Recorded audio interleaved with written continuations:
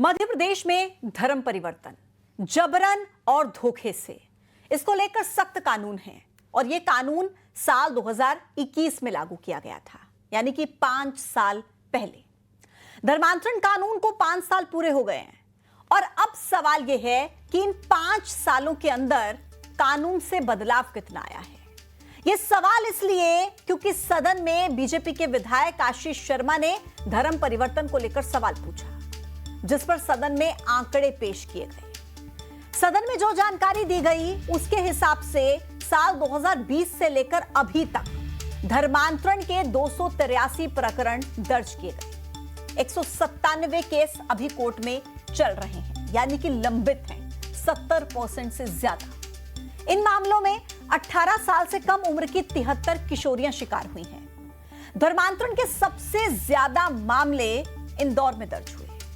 सदन में जो जानकारी दी गई उसके हिसाब से इंदौर में 55 केस दर्ज हुए, राजधानी भोपाल में 33 केस दर्ज हुए, खरगोन, खंडवा, उज्जैन में भी केस दर्ज हुए।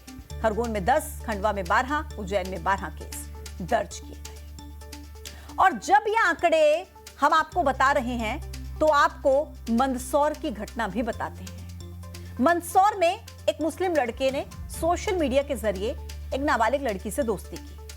बाद में उसे स्कूल से बहला फुसलाकर बाइक पर बैठाकर सुनसान जगह पर ले गया। इसी दौरान लोगों को जानकारी लगी, पुलिस को इसकी सूचना दी। पुलिस ने आरोपी पर पॉक्सो एक्ट के तहत केस दर्ज किया। नाराज हिंदू संगठनों ने थाने का घेराव किया। महू नीमच हाईवे को जाम करने की कोशिश की।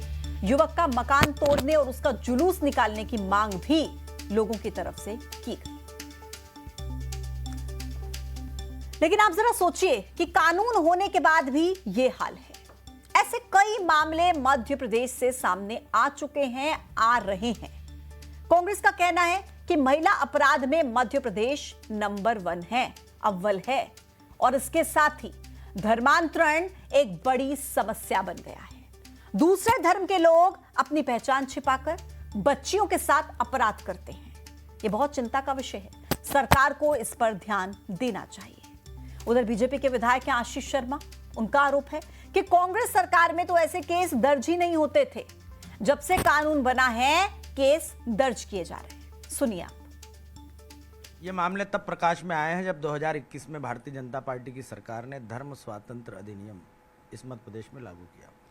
अगर ये अधिनियम नहीं आता, ये कानून नहीं बनता, तो मेरे ख्याल से हो सकता है इस तरह के मामले थाने की दहलीज तक ही नहीं पहुंच पाते। निमाड़ में कट्टरपंथी जो तत्व हैं, जिहादी जो तत्व हैं, वो बहुत लंबे समय से सक्रिय हैं।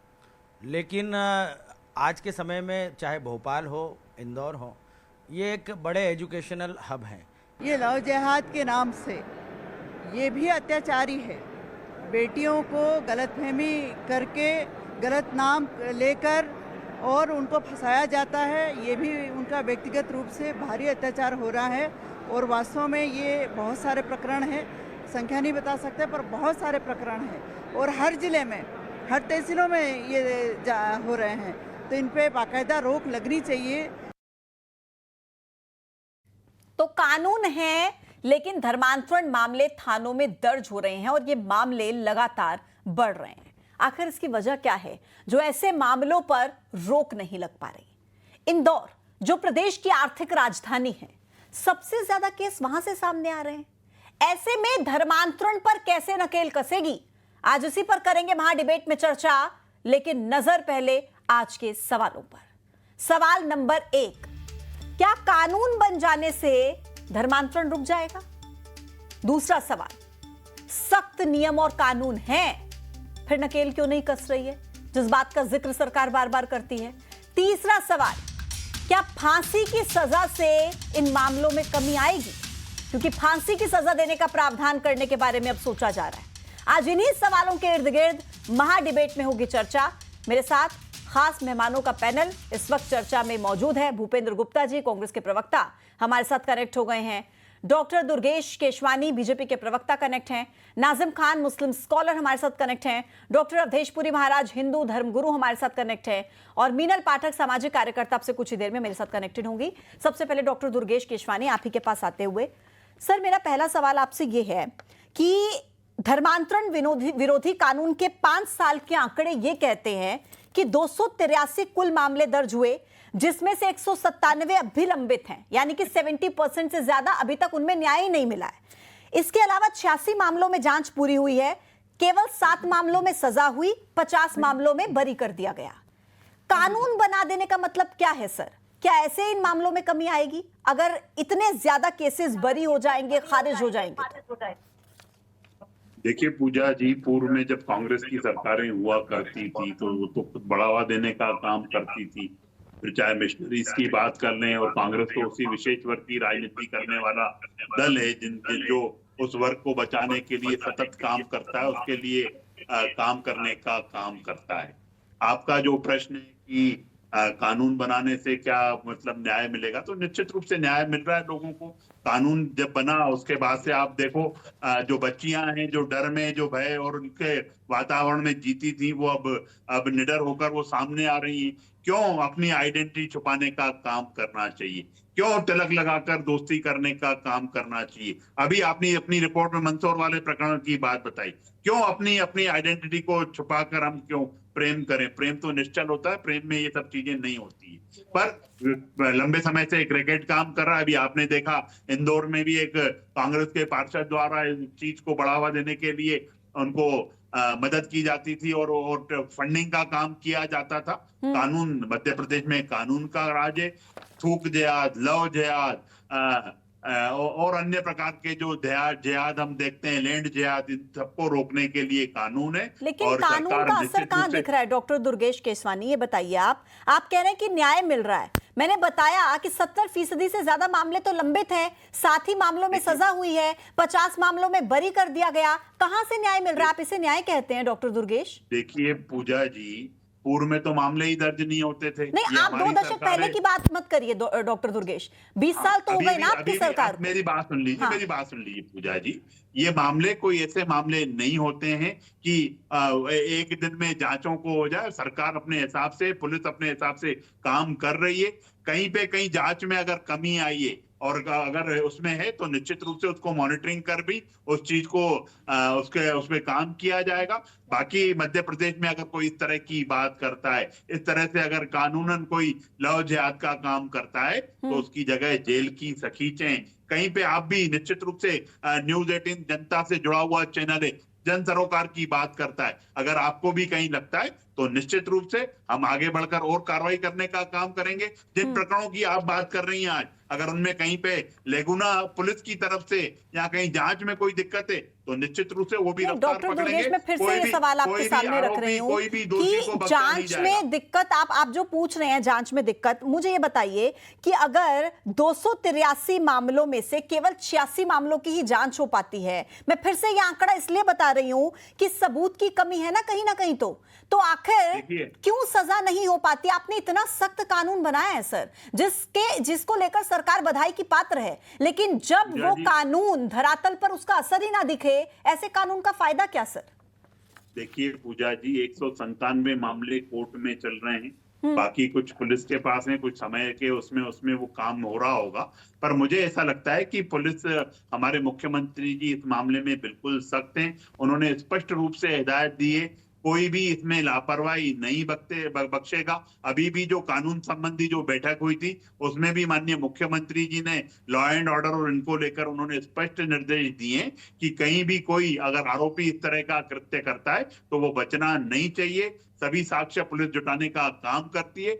और मैं निश्चित रूप से आपको भी साधुवाद देना चाहूंगा पूजा जी, जो आज आपने इस मामले को फिर गंभीरता से दिखाने का काम किया है। अब और जो कहीं पे थोड़ी सी भी अगर कहीं डिले हो रहा होगा तो ठीक है डॉक्टर दुर्गेश, मैं लौट रही हूं आपके पास। भूपेंद्र गुप्ता जी, ये जो मामले सामने आए हैं, जो आंकड़े सरकार की तरफ से सदन के भीतर पेश किए गए हैं, इसको लेकर विपक्ष अपनी क्या भूमिका निभा रहा है?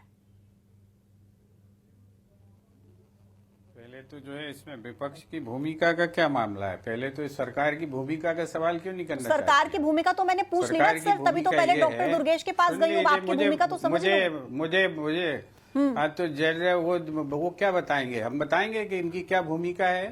ये मछलियां जो तैर रही हैं भोपाल में, ये किसकी परिश्रय से तैर रही हैं? मछलियों की बात हो रही है, अभी मगरमच्छों की तो बात ही नहीं हो रही। हिंदू लड़कियों के साथ लव जिहाद कराने वाले इन्हीं के मंत्री लोग हैं ना, जो उनके साथ उठते बैठते हैं, उनके साथ तस्वीरें लगाते हैं, उनके साथ पार्टियां करते हैं। अनवर कादरी किसकी पार्टी से हैं सर? इनसे अनवर पूछिए कौन है कादरी किसकी पार्टी से हैं सर? हाँ, हमारी पार्टी उन्हें बचा रही है क्या?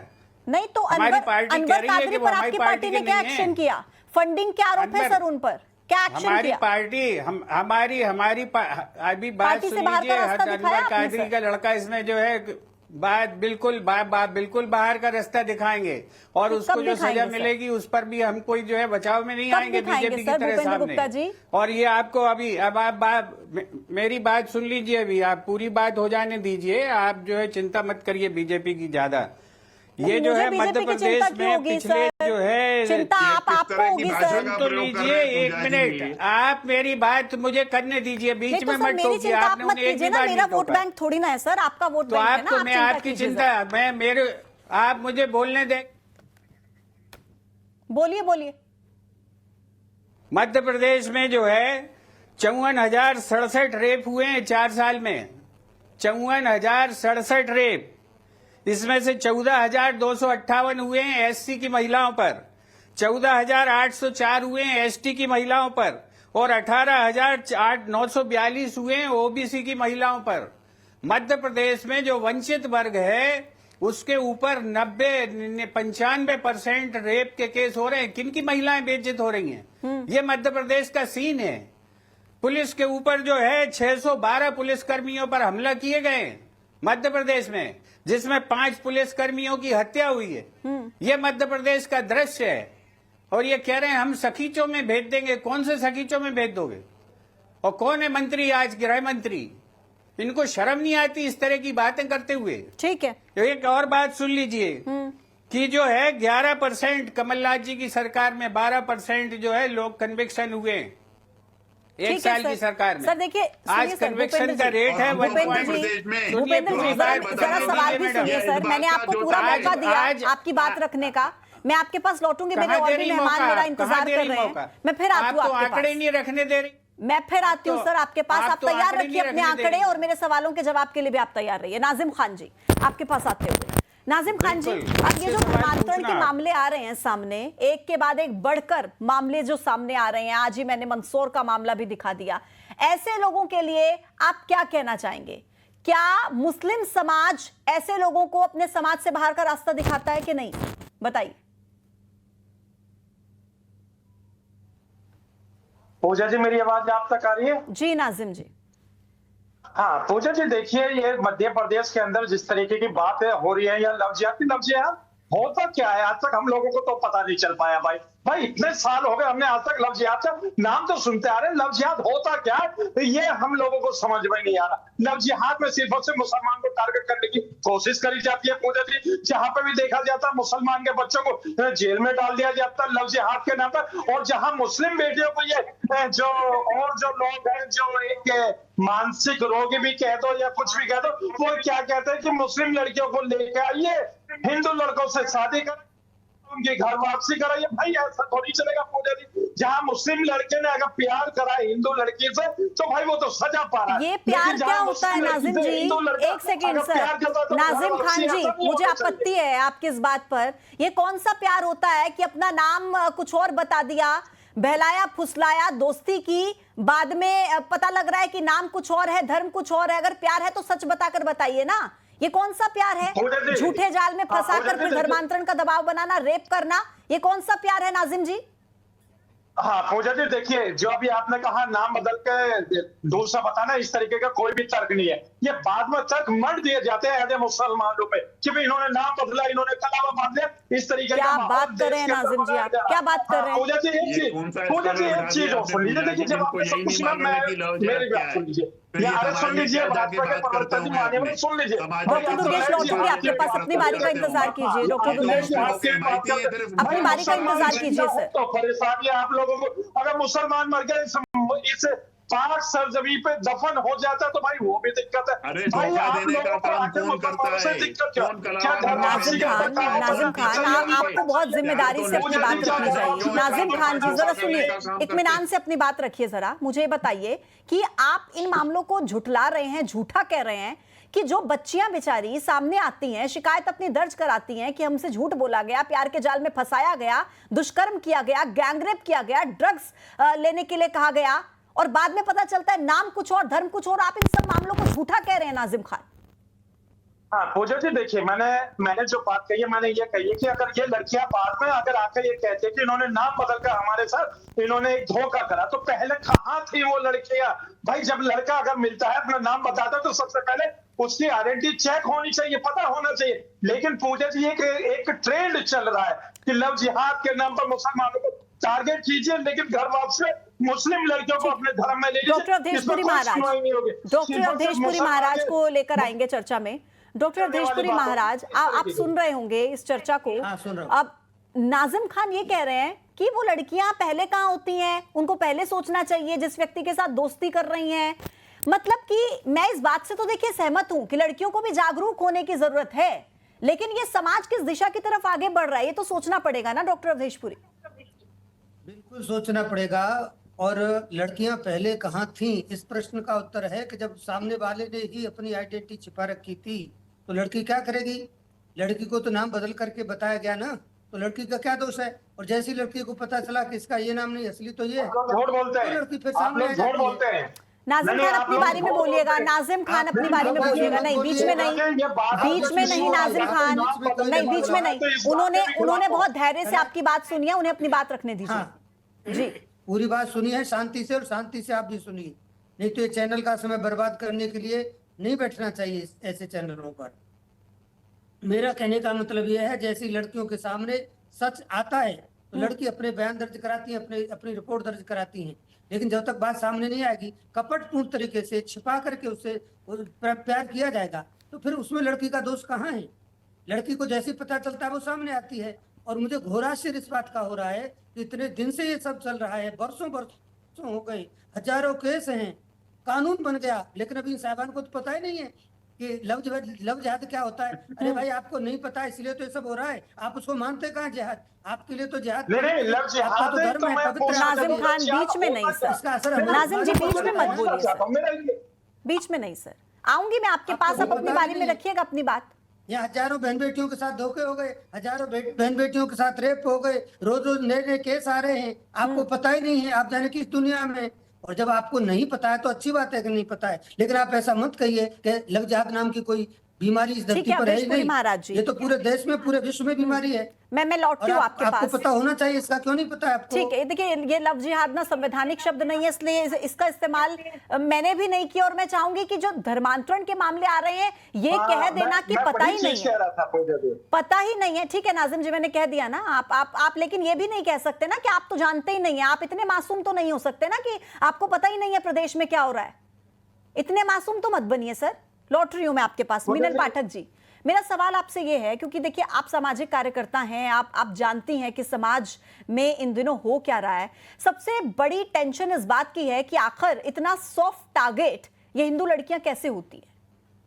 सी आई थिंक सबसे ज्यादा समाज में इस वक्त ये जो बढ़ रहा है ना, उसका सबसे बड़ा कारण तो ये नाजिम खान जैसे लोग हैं जो ये काम करवा भी रहे हैं और टीवी पे, नेशनल टीवी पे आके ये बता रहे हैं कि इनको पता ही नहीं कि ये सब कुछ हो रहा है।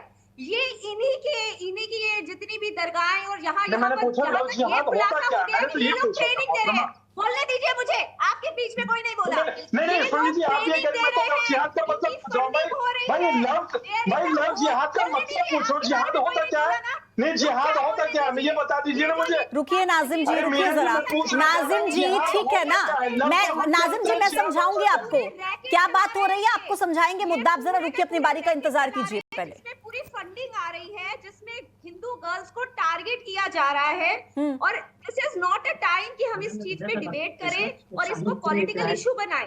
Rather it is a time कि हम सभी के सभी मिलके इसके खिलाफ कड़े से कड़े कानून लाएं और ये नाजिम खान जैसे लोगों को जो ये बोल रहे हैं कि इनको पता ही नहीं है, इनको भेजा जाए वहां पर, इनको असली शक्ल दिखाई जाए, इनके पूरे जो इनकी पूरी सोसाइटी मिलकर करना चाह रही है। रोना आ जाएगा इनको ये देखकर, जो ये यहाँ आके ये बोल रहे हैं ना, इनको पता ही नहीं। रोना आ जाएगा इनको देखकर कि हिंदू लड़कियों के साथ कैसा बिहेव किया जा रहा है। नाजिम जी आती हूँ, इंतजार कीजिए, आऊंगी आपके पास। नहीं करवा पा रही है और ठीक। पूरा फंडिंग के साथ आपको पता है इसमें उनके मुस्लिम गर्ल्स भी इन्वॉल्व होती है। When ठीक they ठीक want ठीक है मीनल जी, मीनल जी मैं लौट रही हूँ आपके पास, मैं लौटती हूँ आपके पास। भूपेंद्र गुप्ता जी, मेरे एक सवाल का जवाब आप दीजिएगा।